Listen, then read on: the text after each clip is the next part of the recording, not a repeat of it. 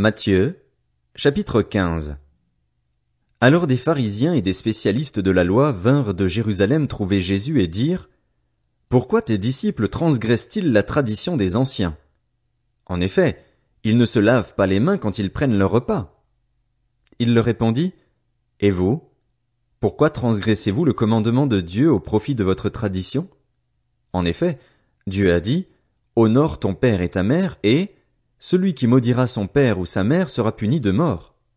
Mais d'après vous, celui qui dira à son père ou à sa mère: Ce dont j'aurais pu t'assister est une offrande à Dieu, n'est pas tenu d'honorer son père ou sa mère. Vous annulez ainsi la parole de Dieu au profit de votre tradition. Hypocrite! Ésaïe a bien prophétisé sur vous, quand il a dit: Ce peuple prétend s'approcher de moi et m'honore des lèvres, mais son cœur est éloigné de moi. C'est faussement qu'il m'honore en donnant des enseignements qui sont des commandements humains. Jésus appela la foule à lui et dit: Écoutez-moi et comprenez bien. Ce n'est pas ce qui entre dans la bouche qui rend l'homme impur, mais ce qui sort de la bouche. Voilà ce qui rend l'homme impur. Alors ses disciples s'approchèrent et lui dirent: Sais-tu que les pharisiens ont été scandalisés d'entendre ces paroles? Il répondit: Toute plante que n'a pas plantée mon Père céleste sera déracinée. Laissez-les. Ce sont des aveugles qui conduisent des aveugles. Si un aveugle conduit un aveugle, ils tomberont tous les deux dans un fossé.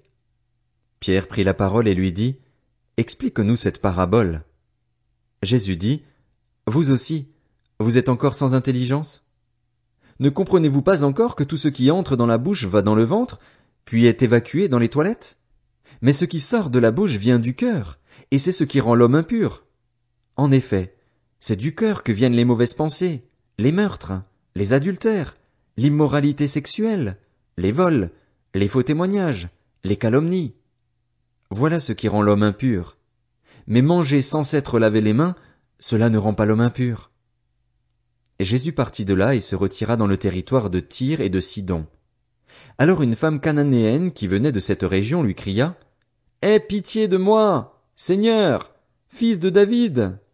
Ma fille est cruellement tourmentée par un démon. Il ne lui répondit pas un mot. Ses disciples s'approchèrent et lui demandèrent: Renvoie-la, car elle crie derrière nous.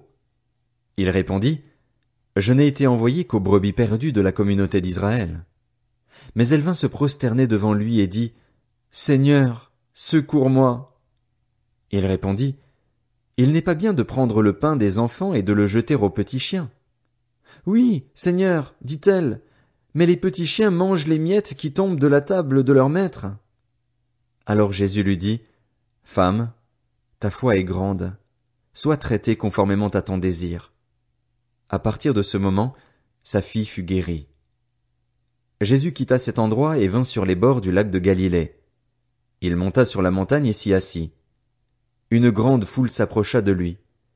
Il y avait parmi eux des boiteux, des aveugles, des muets, des estropiés et beaucoup d'autres malades.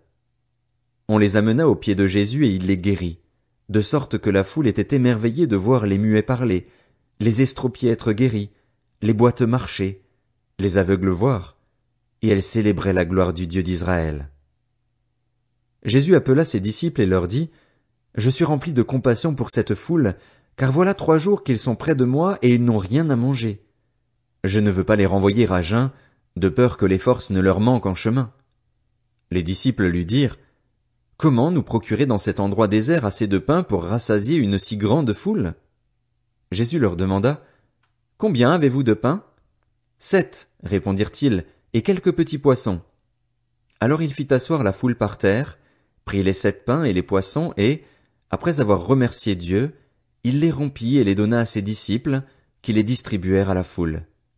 Tous mangèrent et furent rassasiés, et l'on emporta 7 corbeilles pleines des morceaux qui restaient. Ceux qui avaient mangé étaient 4000 hommes, sans compter les femmes et les enfants. Ensuite, il renvoya la foule, monta dans la barque et se rendit dans la région de Magdala.